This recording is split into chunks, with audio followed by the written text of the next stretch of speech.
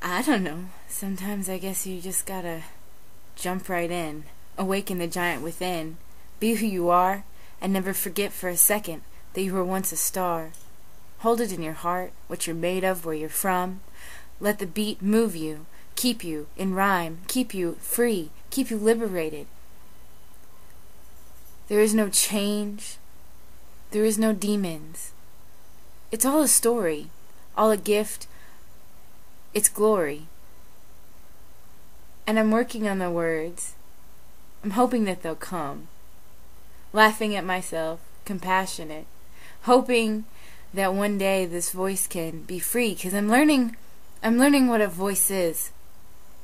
Learning what it means to be me.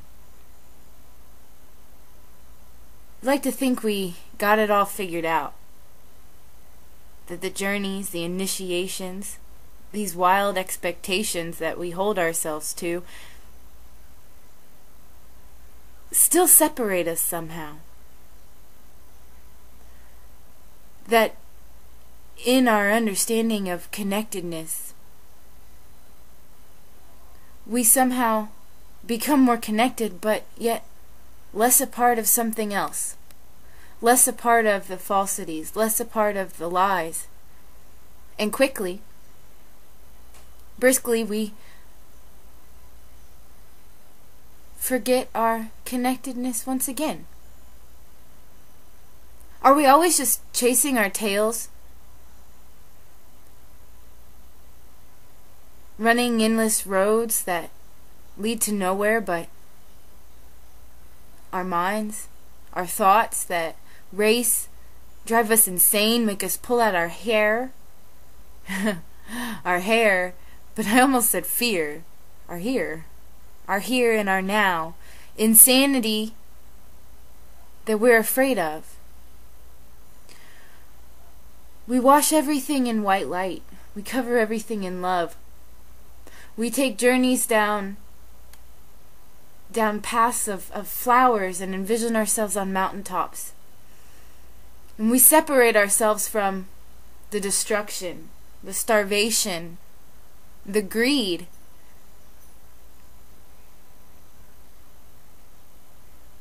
And we live in bliss, and we live in joy. But somebody's got to do it. Someone has to understand what it's like to live on the other side. To see the world through rose-colored glasses. To see that there is no impossibility. But unless that there's a reason for living in that joy, a purpose behind it to give it to others, then why? Why? It's what expression, it's what creation is all about. Taking what's before us and using it as tools to create perfection. But where we're at right now is we have so much destruction. We have so much destruction, so many things that we view as broken, as not working, as obstacles that we dismiss when we go to this love and this light, that we can get away from when we're high enough, that we can turn our backs on when we don't want to confront. So that's where we are. And that's where we're creating from. This whole cycle, this whole entrainment of energy focused on imperfection, focused on everything that's wrong. And we know the law of attraction. What you focus on, what you put energy towards, you will get more of. So we use this destruction and we use this death as our muses. We make poetry out of blood. And we make money from that poetry. We paint portraits giving credence to a reality that we hate so much, but yet keep expressing it. Keep cycling our thoughts, our hearts, our emotions, our fears around the perpetuation of cycles that are more than over. In fact, they're forgotten. Only we haven't forgotten them yet, because we keep reflecting it to ourselves. Media, our jobs, our education.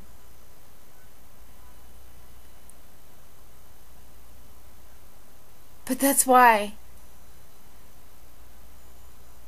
some of us live in that bliss, and some of us live in that joy, and have found peace in themselves, and serenity, and a way to create not from that destruction and that blood, but they make poetry out of light, and they make poetry out of the goodness of all things.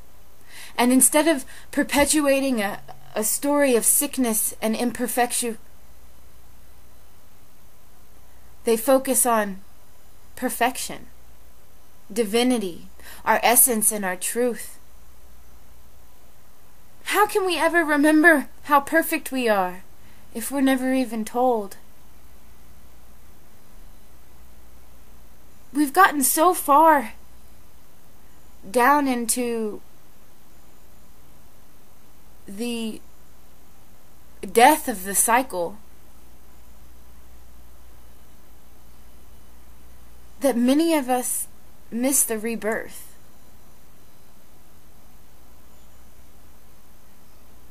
But the beauty in that is that as soon as you turn around and become aware that that rebirth has happened, and you step into it, and you accept it, and you allow it to be a platform which you create from which you dream from which you live from and breathe from, then you can make a change. We're always making changes.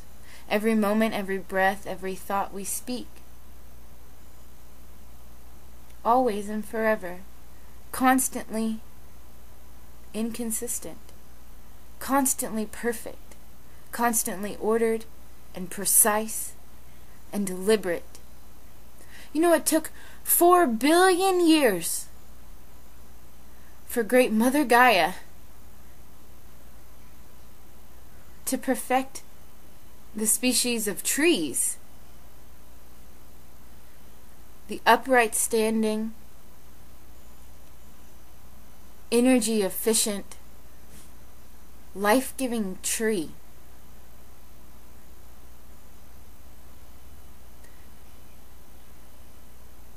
And we can only imagine the deliberacy, the precision, the absolute love of existence that it took to create a being, a human being, who has the ability to use technology. And we call it technology, but really it's tools.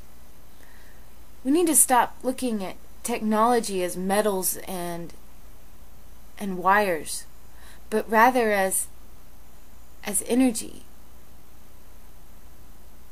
Our energetic tools. The earth has provided them all for us.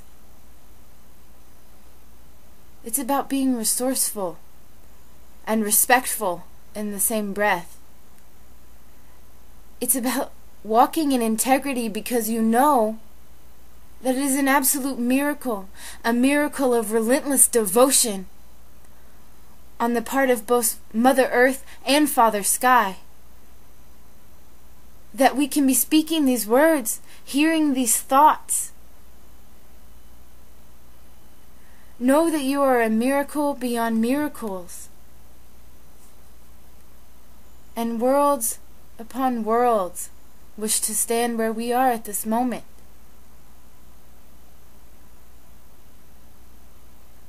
If there's nothing else, take responsibility for that which you have already created and that which you will create. Take responsibility for its influence. What are you sourcing from? What are you creating from that source? Be impeccable. Be transparent. Be who you are and nothing else.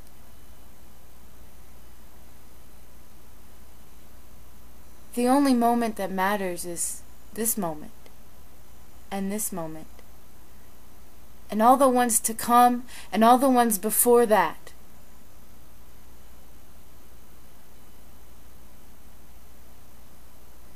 So take each one as a platform to emerge yourself on. Each a step to a new step.